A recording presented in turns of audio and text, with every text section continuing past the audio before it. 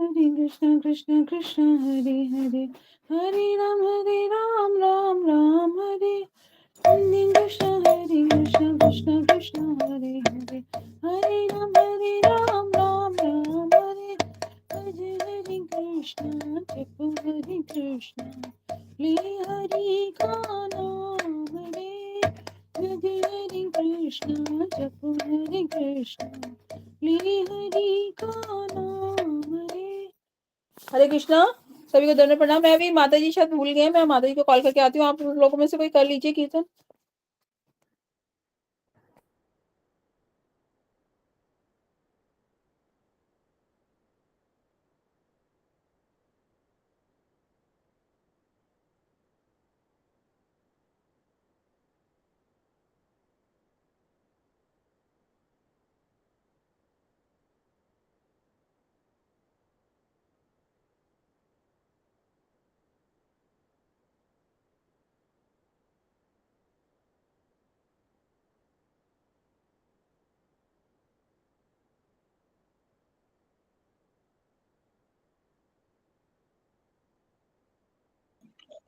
हरे कृष्ण माता जी, दंड प्रणाम। हरे कृष्ण माता जी, दंडवत प्रणाम।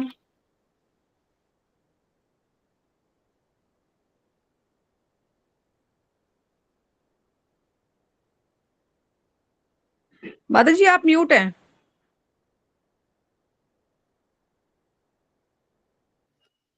हरे कृष्णा, सबको दंडवत प्रणाम। हरे कृष्ण माता जी, दंड प्रणाम। कृष्ण माता जी, दंडवत प्रणाम। हरे कीर्तन किया कृष्ण माता माता जी? जी। प्रणाम माता जी। हाँ जी, क्या कह रहे माता जी? हरे कृष्ण कीर्तन किया माता जी, कीर्तन? दंडवत प्रणाम। कीर्तन कर लिया माता जी।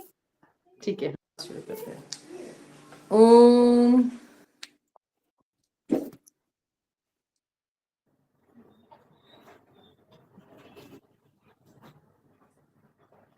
ओम नमो भगवते वासुदेवाय। ओम नमो भगवते वासुदेवाय। ओम नमो भगवते वासुदेवाय। नारायणं नमस्कृत्यां नरं चैव नरोत्तमं, देवीं सरस्वतीं व्यासं ततो जयमुदीरये। नष्टप्रायेषु अभद्रेषु नित्यं भागवत सेवया, भगवती उत्तम श्लोके भक्तिर्भवति नष्टकी। ग्रंथराज श्रीमद् भागवतम की जय। तो आज हम करने वाले हैं स्कंद 1 अध्याय 3 श्लोक संख्या 9 से। हमने रीड तो कर लिया था, फिर भी हम यहीं से शुरू करते हैं। तुरे धर्म कला सर्गे नारायणो ऋषि, भूत्वात्मोपशमः उपेतम अक्रोत दुश्चरम तपः। चौथे अवतार में भगवान राजा धर्म की पत्नी के जुड़वा पुत्र नर तथा नारायण बने। फिर उन्होंने इंद्रियों को वश में करने के लिए कठिन तथा अनुकरणीय तपस्या की। तो भगवान ने स्वयं तपस्या कैसे करते हैं ये करके दिखाने के लिए नर और नारायण ऋषि का अवतार लिया। नर और नारायण ऋषि की पूजा आज भी हिमालय में होती है, वहां पर्वतों के रूप में स्थित हैं। और एक बहुत सुंदर बात कही गई है कि नर नारायण ऋषि की तपस्या के कारण ही जो सारे ग्रह हैं हमारे इस भौतिक ब्रह्मांड के अपनी अपनी कक्षा से कभी भी हिलते नहीं है। तो इतनी तपस्या है ना।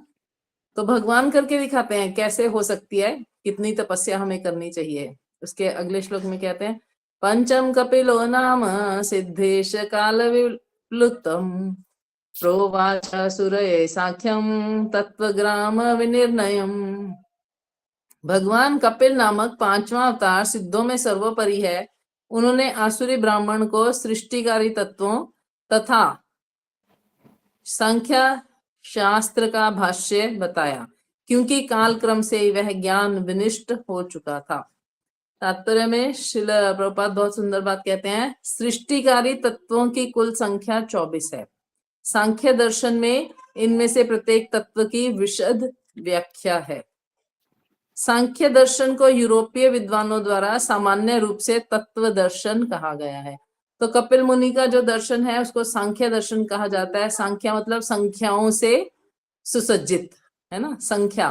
तो 24 तत्व हैं। 24 तत्व कैसे हैं? तो कपिल मुनि आगे आएगा तीसरे स्कंद में, बहुत सुंदर बताते हैं। पांच तत्व, पंचभूत तत्व, पृथ्वी जल वायु अग्नि आकाश, फिर उनसे 5 तन्मात्राएं यानी विषय इंद्रियों के रूप रस गंध स्पर्श और जिघ्रण यानी सूंघना, फिर उनकी इंद्रियां 5, आंख नाक कान त्वचा और जीवा, फिर उनकी कर्म इंद्रियां यानी हाथ पैर वाणी गुदा और उपस्थ, है ना। तो इस तरह से जननेन्द्रिय और उपस्थ, तो ये हो गए 20, है ना। और फिर इनके आगे क्या कहते हैं कि मन बुद्धि अहंकार 3 तत्व हैं और चौथा तत्व है आत्मा। और कहीं कहीं मन बुद्धि अहंकार को चित्त मानकर 25वां तत्व को आत्मा कहा गया है। तो इस प्रकार कपिल मुनि ने इन सारे तत्वों की बहुत डिटेल्ड जो है व्याख्या किया। श्रीमद् भागवतम में वो डिटेल्ड व्याख्या नहीं है, परंतु उसकी शॉर्ट में व्याख्या है और साथ में उपदेश है कि इन व्याख्याओं का असली तात्पर्य क्या है। तो कपिल मुनि अपनी माता देवहूति को ये ज्ञान बताएंगे जिसको क्या कहा गया, सांख्य दर्शन। तो कपिल का अवतार भगवान ने क्यों लिया? सांख्य दर्शन को स्थापित करने के लिए। उसके आगे कहते हैं पंचमत्रे अपत्ते त्वं वृत प्राप्तो अनुसूयया आनवीक्षिकीं मलकाया प्रहलाद आदिभ्य उच्चीवान। छठे पुरुष अवतार में, पुरुष के छठे अवतार अत्रि मुनि के पुत्र थे। वे अनुसुईया की प्रार्थना पर उनके गर्भ से उत्पन्न हुए। उन्होंने अलर्क प्रहलाद और अन्यों यानी यदु और हे आदि को अध्यात्म के विषय में उपदेश दिया। तो अत्रि और अनुसुईया के पुत्र हैं दत्तात्रेय, उनको भगवान का छठा अवतार माना गया है। तो ये अवतार कब के माने गए हैं? ये ब्रह्मा जी के इस दिन के अवतार माने गए हैं। 50वें वर्ष में ये जो दिन चल रहा है, 50 वर्ष कंप्लीट होने के बाद ये जो दिन चल रहा है, इसमें अब हम जहां पे हैं ना, वो 7वां मनवंतर है। 7वें मनवंतर का 28वां चतुर्युग है। यानी इससे पहले 6 मनवंतर पूरे निकल चुके हैं। 6 मनवंतरों का मतलब है कम से कम 900, कम से कम 550 युग, 1000 युग का वो होता है ना, 450 युग निकल चुके हैं। 450 युग निकल चुके हैं। तो आप सोच के देखिए कितने अवतार हो चुके हैं इनमें। अंत में व्यासदेव कहेंगे अवतारा ही असंख्य, असंख्य हो चुके हैं। परंतु ये जो प्रमुख है ना, इनके कुछ कुछ कारण बताए गए हैं, क्योंकि वो कारण हमें भक्ति में आगे बढ़ाने के लिए सहायक हैं, है ना। तो इस प्रकार ये जो दत्तात्रेय जी हैं, उनकी शिक्षा हम पढ़ेंगे आगे भागवतम में। उन्होंने बहुत सुंदर 26 गुरु बनाए हैं। तो उन गुरुओं की व्याख्या, हर चीज से कुछ ना कुछ सीखा जा सकता है। दत्तात्रेय के रूप में उन्होंने ये बताया। और प्रहलाद और यदु महाराज को जो उपदेश दिया, उनकी वजह से वो इतने सुंदर भक्त बन पाए। उसके आगे कहते हैं तथा सप्तमे आकृत्याम रुचे यज्ञाभ्यजायत स यामाधे सुरगणे अपात स्वयंभू अंतरम। 7वें अवतार प्रजापति रुचि तथा उनकी पत्नी आकुति के पुत्र यज्ञ थे। उन्होंने स्वयंभू मनु के बदलने पर शासन संभाला और अपने पुत्र यम जैसे देवताओं की सहायता प्राप्त की। तो जैसे एक मनु होता है और उनके बाद दूसरा आता है, तो बीच का जो समय होता है, उस समय पे भी किसी न किसी को शासन संभालना होता है। तो भगवान के कोई अवतार या शक्तिवेश अवतार या कोई उच्च कोटि के भक्त वो समय संभालते हैं। तो भगवान ने यज्ञ रूप में अवतार लिया। आकुति और रुचि, स्वयंभू मनु की 3 पुत्रियां थी। तीनों के घर में भगवान ने बहुत सुंदर अवतार ग्रहण किए। जैसे कपिल मुनि देवहूति के घर में हुए, आकुति के घर में यज्ञ हुए और एक और पुत्री थी, उनके घर में भगवान का अवतार हुआ। भूल गई मैं, आगे आएगा। तो हम देखते हैं जब स्वयंभू मनु तपस्या करने चले गए और दूसरे मनु अभी रेडी नहीं थे, तो यज्ञ पुरुष के रूप में भगवान ने यहाँ का सारा मैनेजमेंट देखा, है ना। तो इस प्रकार उनको क्या कहा गया, 7वें अवतार। तो व्यवस्था बनाने के लिए और यज्ञ को स्थापित करने के लिए वो क्या बने, मनु बने कुछ समय के लिए। उसके बाद कहते हैं अष्टमे मेरु देव्याम तु नाभे जात उरुक्रम दर्शन वर्म धीरानाम सर्व आश्रम नमस्कृतम। 8वां अवतार राजा ऋषभ देव के रूप में हुआ। ये राजा नाभि तथा उनकी पत्नी मेरुदेव के पुत्र थे। इस अवतार में भगवान ने पूर्णता का मार्ग दिखलाया, जिनका अनुगमन उन लोगों द्वारा किया जाता है जिन्होंने अपनी इंद्रियों को पूर्ण रूप से संयमित कर लिया है और जो सभी वर्णाश्रमों के लोगों के द्वारा वंदनीय है। तो ये बहुत ही सुंदर है। ऋषभ देव का अवतार हम पढ़ेंगे आगे कि भगवान ऋषभ देव आए तो उन्होंने एक इंद्रिय संयम का मार्ग जो है, जिससे इंद्रिय संयम से भगवान हमें प्राप्त हो सकते हैं, वो मार्ग उन्होंने प्रशस्त किया, उस पर चल के दिखाया। यानी भगवान ऋषभ देव उनके बारे में श्रील प्रभुपाद कहते हैं जैसे सिद्ध अवस्था की 4 अवस्थाएं होती हैं, कुटी चक्र, बहुदक, परिवाजकाचार्य और परमहंस। और परमहंस सिद्धि की चरम अवस्था है। तो राजा ऋषभ देव, महाराज ऋषभ देव कौन थे, परमहंस थे, है ना। तो भगवान है एक्चुअली तो, परंतु फिर भी उन्होंने बताया परमहंस कैसे होते हैं। तो परमहंस व्यक्ति जो होते हैं वो अपनी इंद्रियों के सुख की परवाह नहीं करते, इवन उनकी इंद्रियां भी उनको डिस्टर्ब नहीं करती। और सोच के देखिए, हमारी इंद्रियां ही हमें डिस्टर्ब कर देती हैं, हम परवाह करें ना करें वो हमें लपेट लेती हैं, परंतु भगवान की वश में है इंद्रियां। तो इसीलिए उनका अनुकरण कुछ लोग करते हैं, परंतु कलयुग में उनका अनुकरण कर पाना संभव नहीं है। तो यहाँ श्रील प्रभुपाद कहते हैं समस्त शारीरिक आवश्यकताओं से विलग होना एक दुर्लभ अवस्था है। शारीरिक अवस्थाओं से विलग होना, आवश्यकताओं से विलग होना, यानी हम शरीर में तो रह रहे हैं परंतु अपने आप को शरीर की आवश्यकताओं को पूरा करने नहीं दे रहे। शरीर की आवश्यकता है खाना, कपड़ा, है ना, सोना।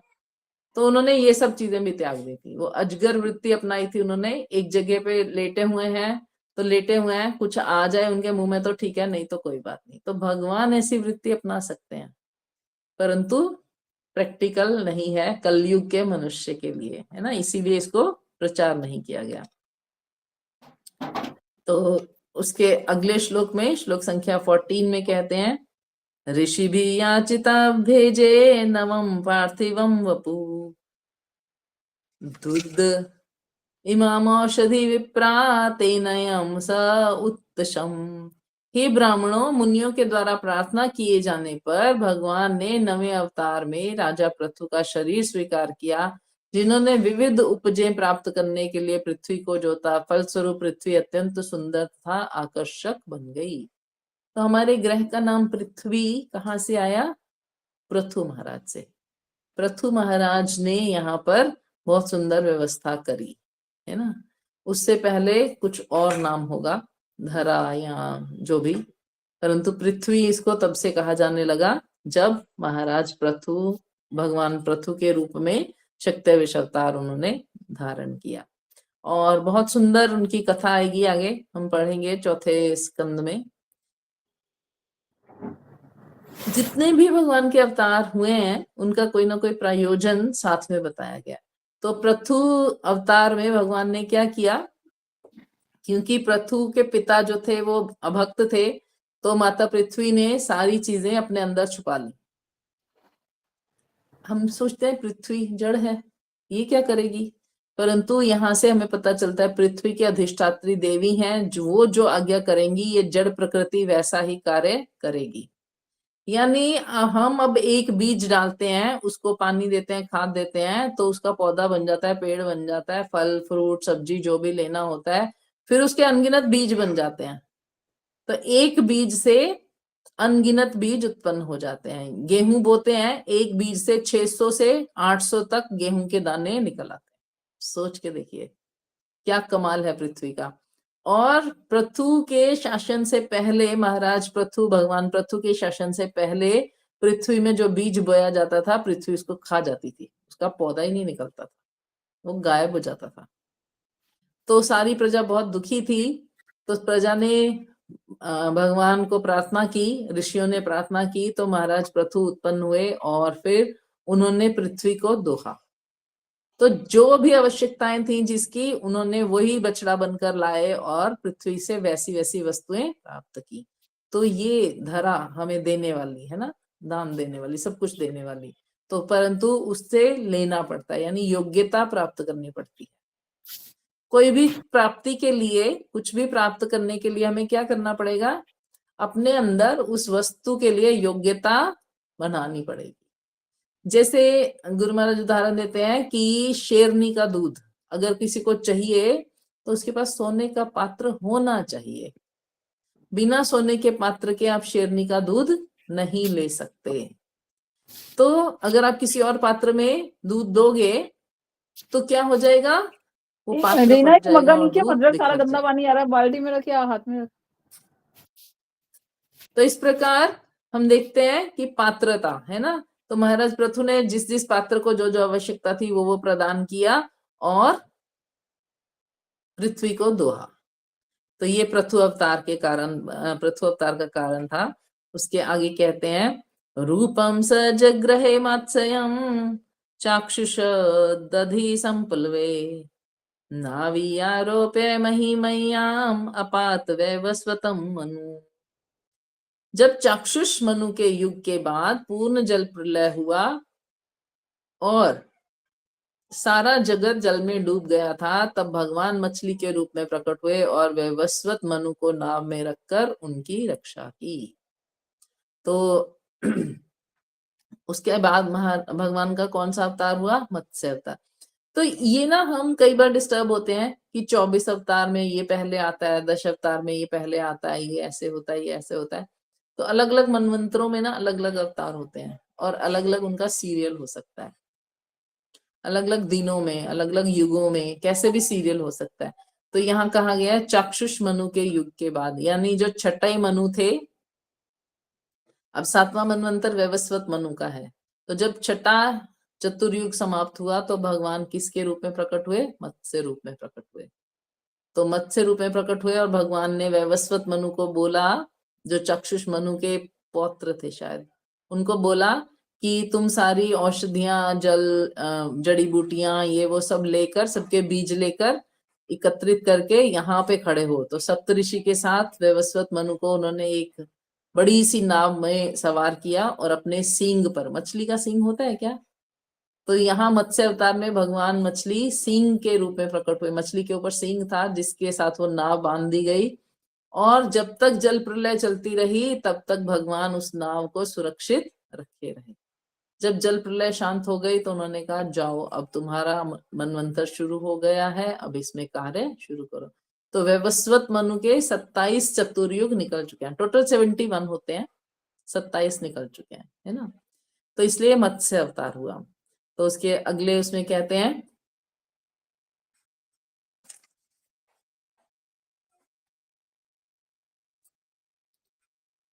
सुरा असुरा नाम उद्धि मथताम मंदराचलम दध्रे कमठ रूपेण पृष्ठ एकादशे विभु। भगवान का 11वां अवतार कश्यप के रूप में हुआ, जिनकी पीठ ब्रह्मांड के आस्तिकों तथा नास्तिकों के द्वारा मथानी के रूप में प्रयुक्त किए जा रहे मंदराचल पर्वत के लिए आधार बनी। तो मत्स्य अवतार के बाद कौन सा अवतार हुआ? कश्यप अवतार हुआ। कश्यप अवतार का प्रयोजन क्या था? समुद्र को मथा जाना था, उसमें से अमृत प्राप्त करने के लिए। तो जब मंदराचल को मधानी बनाया गया, सुमेरु पर्वत को मधानी बनाया गया, तो वो पर्वत जो था ना वो समुद्र में डूबने लगा। तो मधानी का नीचे एक गोल बेस होता है ना, जिसको रख के हम मथ सकते हैं। अगर बेस ही ना हो तो क्या मधानी चलेगी? नहीं चलेगी, क्योंकि मधानी को ऊपर हैंग करके चला नहीं सकते, उसको कहीं ना कहीं टिकाना पड़ेगा फिर वो चलेगी। तो कहाँ टिकाएं कहाँ टिकाएं, कोई टिकाने की जगह ही नहीं है। तो भगवान उसी समय कश्यप रूप में प्रकट हो गए। कश्यप रूप में क्यों प्रकट हुए? तो बहुत सुंदर बात कही गई है कि कछुए की जो पीठ होती है वो सबसे ज्यादा कठोर होती है। तो भगवान कश्यप रूप में प्रकट हुए, और जब उनके ऊपर मंदराचल चला तो बड़े प्रसन्न हुए कि मेरी पीठ पर खुजली हो रही है, मेरी कोई पीठ खुजा रहा है। सोचिए भगवान किस प्रयोजन से प्रकट हुए और प्रसन्न हो रहे हैं कि ये दोनों मिलकर क्या कर रहे हैं? मेरी पीठ खुजा रहे हैं। तो इससे सब अमृत निकला, और उसको हम आगे कथा पढ़ेंगे। देवताओं ने उसको ग्रहण किया। उसके अगले अवतार में कहते हैं 12 अवतार। धन्वंतरम 12 त्रयोदशम एव च अपायता सुराना अन्यात् मोहिन्या मोहयन स्त्रिया। 12वें अवतार में भगवान धन्वंतरी के रूप में प्रकट हुए, और 13वें अवतार में उन्होंने स्त्री के मनोहर सौंदर्य द्वारा नास्तिकों को मोहित किया और देवताओं को पीने के लिए अमृत प्रदान। तो एक ही समय में भगवान ने 3 अवतार धारण किए, कश्यप, धन्वंतरी और मोहिनी। और किसी किसी शास्त्र में आता है कि अजित नाम का एक अवतार भी तभी हुआ था, क्योंकि भगवान जब ये लोग देवता और दैत्य मंदराचल पर्वत को उठाकर ला रहे थे, तो ये पर्वत रास्ते में गिर रहा था। तो भगवान वैकुंठ पर विराजमान होकर वहां आए अजित रूप से, और उन्होंने मंदराचल को उठाकर समुद्र में रखा, है ना। तो आप सोचिए भगवान एक लीला को पूरा करने के लिए क्या कर सकते हैं? 4 अवतार तक धारण कर सकते हैं एक ही लीला में। तो उन्होंने देवताओं को अमृत प्रदान किया मोहिनी रूप में आकर। उसके अगले श्लोक में कहते हैं चतुर्दशम नरसिंहम बिभ्रत दैत्येन्द्र मूर्जितम ददार कर जय काम कटकृत यथा। 14वें अवतार में भगवान नरसिंह के रूप में प्रकट हुए और अपने नाखूनों से नास्तिक हिरण्यकश्यपु के बलिष्ठ शरीर को उसी प्रकार चीर डाला जिस प्रकार बढ़ई लट्ठे को चीर देता है। तो नरसिंह देव की कथा तो हम जानते हैं। उसके अगले कहते हैं पंचदशम वामनकम कृत्वा गादध्वरम बले पत्रयम याचमान्यः प्रत्यादित्य सुरिष्टिपम। 15वें अवतार में भगवान ने मौने ब्राह्मण वामन का रूप धारण किया और वे महाराज बलि द्वारा आयोजित यज्ञ में पधारे। यद्यपि वे हृदय से तीनों लोकों का राज्य प्राप्त करना चाह रहे थे, किंतु उन्होंने केवल 3 पग भूमि दान में मांगी। तो भगवान वामन बन के आए। बहुत सुंदर बात है, भगवान का ही तो सब कुछ है, तो भगवान बलि महाराज से मांग ही क्यों रहे हैं? तो भगवान भक्त का मान बढ़ाने के लिए मांग सकते हैं। सॉरी, तो भगवान भक्त का मान बढ़ाने के लिए मांग सकते हैं और अपने वचन की रक्षा करने के लिए कैसा भी रूप धारण कर सकते हैं। भगवान ने नरसिंह अवतार के टाइम प्रहलाद महाराज को वचन दिया कि मैं तुम्हारे वंशजों का वध नहीं करूंगा। तो जब देवताओं ने कहा कि हमारा तो सारे राज्य इत्यादि सब कुछ बलि महाराज ने छीन लिया है, तो आप उनका वध करो, तो भगवान ने कहा नहीं, मैं वध नहीं करूंगा। तो उन्होंने कहा फिर हमें कैसे प्राप्त होगा? तो भगवान ने कहा मैं उनसे दान मांग लूंगा और वो मुझे दान देने के लिए कभी भी मना नहीं करेंगे। सोचिए कौन ज्यादा अच्छा भक्त हुआ भगवान का? इंद्र, जो भगवान की इतनी तपस्या कर रहा है और कह रहा है मुझे ये भौतिक वस्तुएं चाहिए, या बलि महाराज जिनको उनके गुरु द्वारा बताया गया कि ये भगवान है और ये धोखे से तुम्हें छलने आए हैं, फिर भी वो कहता है अगर भगवान आए हैं तो मैं उनको दिए बिना नहीं भेज सकता। एक देना चाहता है और एक लेना चाहता है, किसका यश ज्यादा है? देने वाले का। तो बलि महाराज के यहाँ भगवान क्या बन गए? द्वारपाल बन गए, है ना। तो भक्त का यश भगवान ने बढ़ा दिया। जो अपना सर्वस्व भगवान को अर्पण कर देगा, भगवान उसके द्वारपाल होंगे। भगवान, इस कथा से हमें ये समझ में आता है।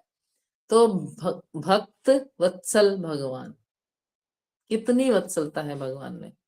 इसके अगले श्लोक में कहते हैं, अवतारे षोड में पश्यन् ब्रह्मद्रुः नृपान् त्रिसप्तकृतव कुपितो निक्षत्राम करो महिम। 16वें अवतार में भगवान ने भृगुपति के रूप में क्षत्रियों का 21 बार संहार किया, क्योंकि वे ब्राह्मणों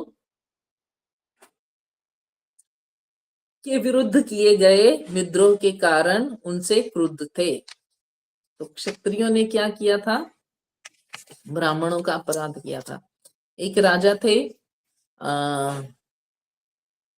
सहस्त्रवीर अर्जुन, ऐसे करके कुछ उनका नाम था, सहस्त्र अर्जुन वीर या सहस्त्रवीर अर्जुन। उन्होंने क्या किया था? ब्राह्मणों से जो उनकी संपत्ति थी वो छीन ली थी। तो उन्होंने कहा कि ब्राह्मण तो क्या होते हैं, बहुत ही कमजोर होते हैं, राजा चाहे जो कर सकता है। तो परशुराम भगवान जो है वो ब्राह्मण कुल में प्रकट हुए और उन्होंने कहा, नहीं, ब्राह्मण कमजोर नहीं होता, ब्राह्मण अहिंसक होता है, ब्राह्मण हिंसा नहीं चाहता, है ना। तो इसीलिए वो क्षमा कर देता है। परंतु यदि सामने वाला व्यक्ति क्षमा करने के योग्य ना हो तो फिर ब्राह्मण शस्त्र उठाकर उसका वध भी कर सकता है। तो इसीलिए भगवान परशुराम के रूप में आए और उन्होंने ना केवल एक बार, 21 बार ऐसे क्षत्रियों का वध कर दिया जो कि क्या थे? क्षत्रियों की मान मर्यादा को मानते नहीं थे। एक्चुअली क्षत्रिय वो होते हैं जो रक्षा करते हैं, है ना, क्षत से रक्षती, जो नुकसान होने से, हानि होने से बचाते हैं, वो क्षत्रिय होते हैं। तो जो स्वयं ही हानि कर दे, ब्राह्मणों का सामान चुरा ले, वो क्षत्रिय कैसा हुआ? तो इसलिए जो ये चतुर्वर्ण के सिस्टम को नहीं मानते थे, उनका वध परशुराम जी ने कर दिया। वो क्षत्रियों के रूप में अपने आप को स्थापित किए थे, परंतु परशुराम जी ने उनका वध कर दिया। उसके अगले श्लोक में कहते हैं, ततः सप्तदशम जाता सात्वत्तयाम पराशरात् चक्रे वेदतरो शाखा दृष्टा पुंसो अल्पमेधसः।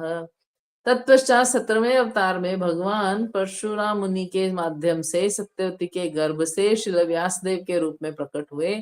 उन्होंने यह देखकर कि जन सामान्य अल्पज्ञ है, एकमेव वेद को अनेक शाखाओं प्रशाखाओं में विभक्त कर दिया। तो वेद पहले एक ही था। तो भगवान व्यासदेव के रूप में प्रकट हुए, शक्तिवेश अवतार उनका है। और क्या किया उन्होंने? वेद की विभिन्न शाखाएं बना दी ताकि ये लोगों को समझ आ सके। वेद का विस्तार कर दिया। वेद का अर्थ है जानना, है ना, वेति या वेद, जानना। तो क्या जानना था? जानना तो यही था कि भगवान कौन। परंतु अब जानने की जगह यहाँ छुपा दिया गया। पहले वेद पढ़ के ये जाना जा सकता था कि भगवान कौन, परंतु कलयुग में वेद पढ़ के ये जाना नहीं जा सकता कि भगवान कौन। क्यों? ये छुपा दिया। ऐसा क्यों है?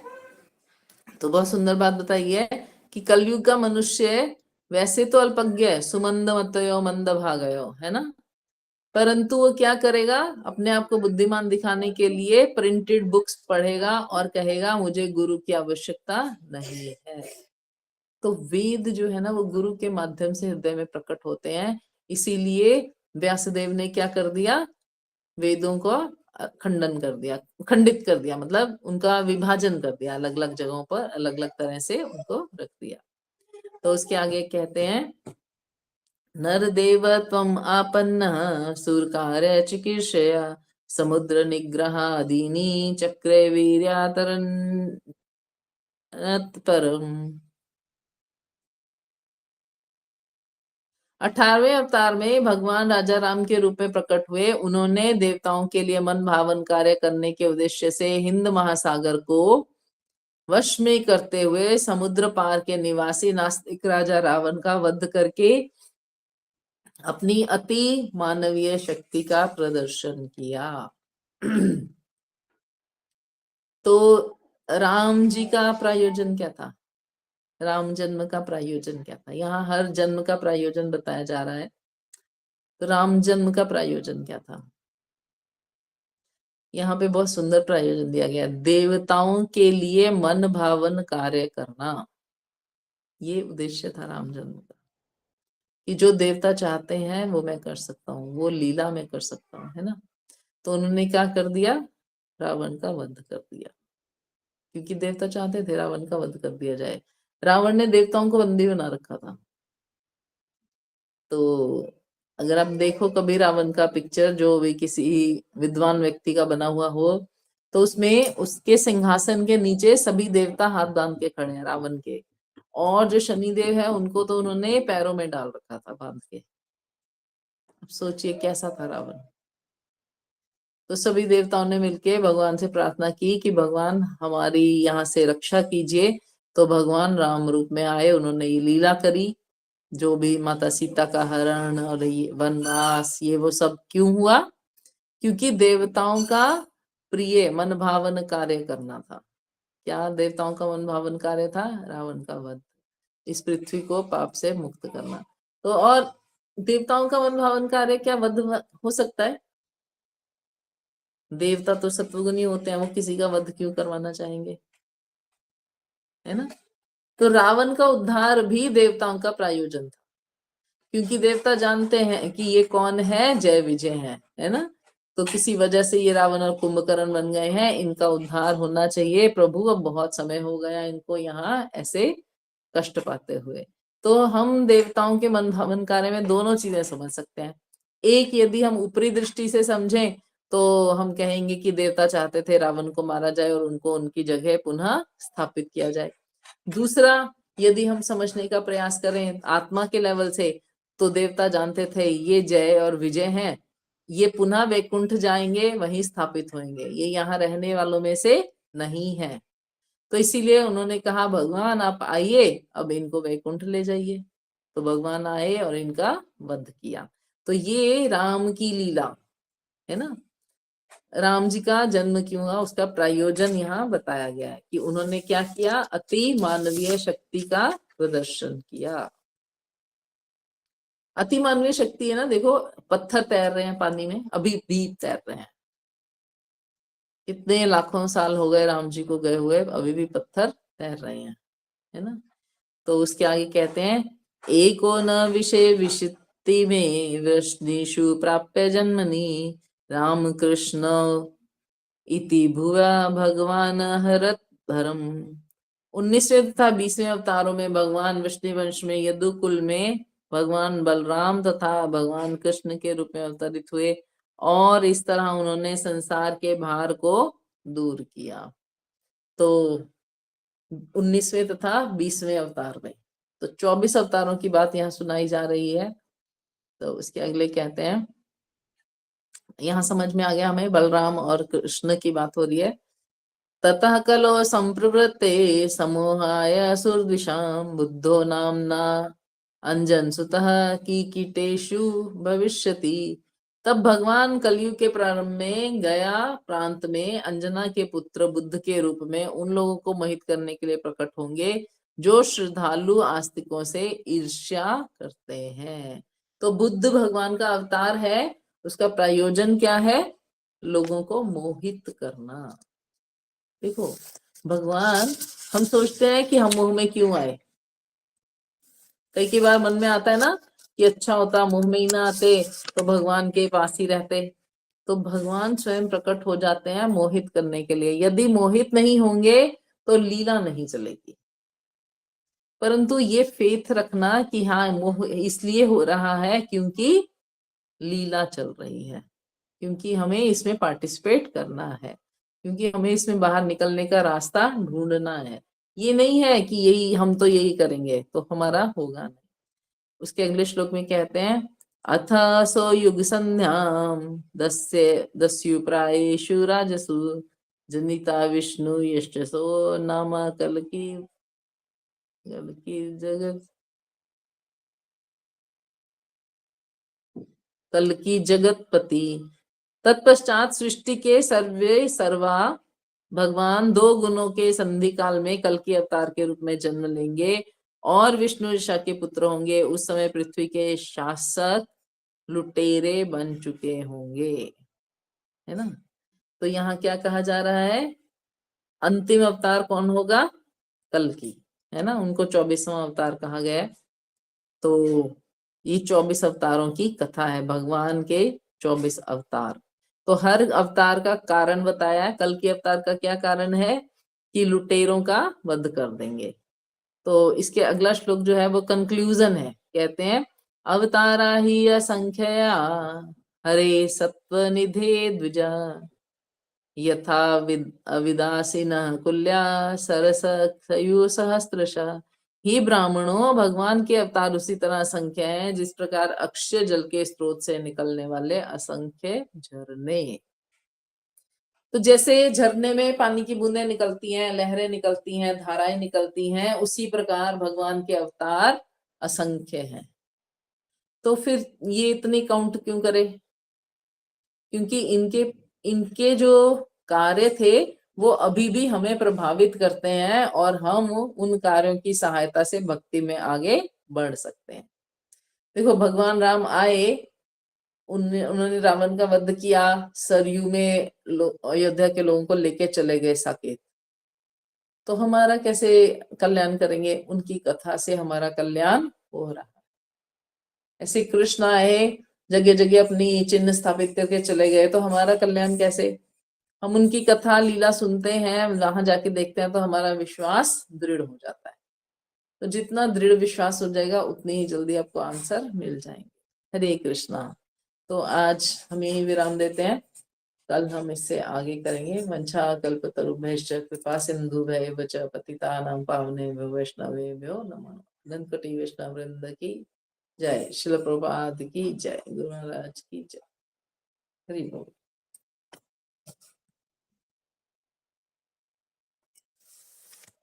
हरे कृष्णा।